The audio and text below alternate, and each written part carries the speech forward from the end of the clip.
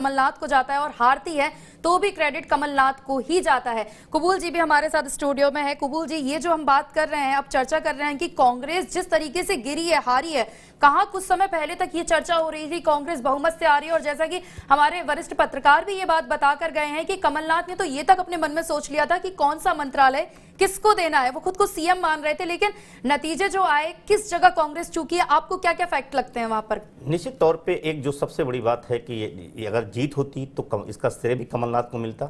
अब हार हुई है तो इसकी जिम्मेदारी भी कमलनाथ को लेनी ही पड़ेगी, एक चीज। दूसरी चीज, ये बात सच है कि पूरी पार्टी कांग्रेस में कमलनाथ के इर्द गिर्द सिमटी रही है। गठबंधन से लेके सीट शेयरिंग तक, किसको कहाँ कैंडिडेट बनाना है, संगठन में किसको क्या जगह देना, सब कुछ पिछले 6 सालों से कमलनाथ ही तय कर रहे थे। आप ये देखिए कि एक बीच में दिग्विजय सिंह के पास कुछ लोग आते हैं टिकट की बात करने। दिग्विजय सिंह कहते हैं टिकट को तो मैं नहीं, कमलनाथ जी तय कर रहे हैं। ये बीच मंच पे सार्वजनिक हुआ। अखिलेश यादव के साथ गठबंधन की बात जो हो रही थी, वो दिग्विजय सिंह के थ्रू दिग्विजय सिंह ने स्वीकार किया कि हाँ बात हो रही थी, लेकिन बात कहाँ टूटी?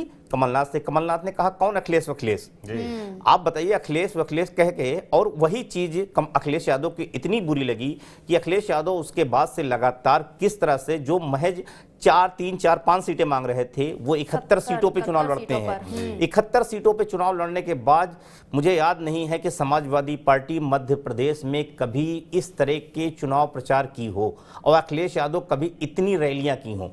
मुझे लगता है कि उन्होंने बेइंतहा मेहनत किया, मशक्कत किया, और उन्होंने जितना टारगेट बीजेपी को किया उतना ही टारगेट उन्होंने कांग्रेस को भी किया। वही नैरेटिव कांग्रेस, जो बीजेपी कांग्रेस जिसको बीजेपी के खिलाफ एक नैरेटिव बना रही थी, उसी चीज को अखिलेश यादव ने धराशाही कर दिया। मायावती के साथ भी कोई संतुलन नहीं बना सके। इसीलिए आप देखेंगे ग्वालियर चंबल के इलाके में जो सबसे बड़ा नुकसान हुआ है, करीब 1 दर्जन सीटों पर बीएसपी ने नुकसान कर दिया है।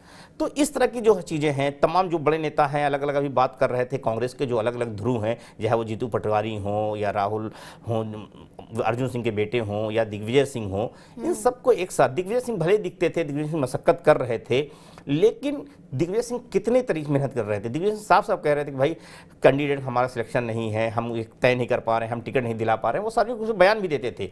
कमलनाथ हिंदुत्व की पिच पे खड़े नजर आए, जो कांग्रेस की विचारधारा से एकदम अलग था, जिसको लेके मुसलमानों में भी कशमकश की स्थिति थी। कांग्रेस कभी इतनी हार्ड हिंदुत्व की पॉलिटिक्स जो है मध्य प्रदेश में यानी कहीं भी नहीं की, लेकिन वो मध्य प्रदेश में उस तरह के हार्ड कमलनाथ के चलते ही उसको स्वीकार भी किया। राहुल गांधी तमाम चाहते हुए न चाहते हुए भी एजेंडा सेट कर रहे थे। आदिवासियों के बीच में जो कांग्रेस का मजबूत वोट बैंक था, पिछली बार जीत का आधार बना था, कमलनाथ का वहाँ एक्सेस नहीं था।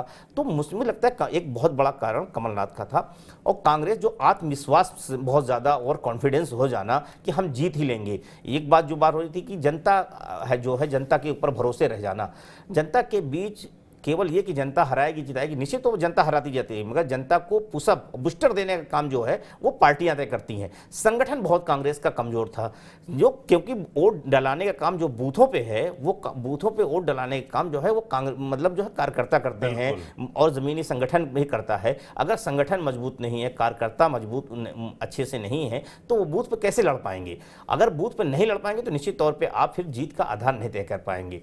मुझे लगता है एक कारण, बहुत बड़ा कारण यह है। दूसरी चीज यह है कि कांग्रेस जो है मध्य प्रदेश में चुनाव परिदृश्य खुलने से पहले ही अपने एजेंडे बहुत क्लियर कर दिया। उससे बीजेपी को स्ट्रेटजी बनाने में बहुत आसानी हुई। जैसे एक बात बार बार नारी शक्ति की बात हो रही है, जिसमें महिलाओं को 1500 रुपए देने का वादा कांग्रेस ने किया। कर्नाटक के चुनाव के बाद इतना उत्साहित कांग्रेस हो गई कर्नाटक से, और इतना उत्साहित होने के बाद उसने इस योजना को लॉन्च कर दिया। 500 रुपए में सिलेंडर लॉन्च कर दिया।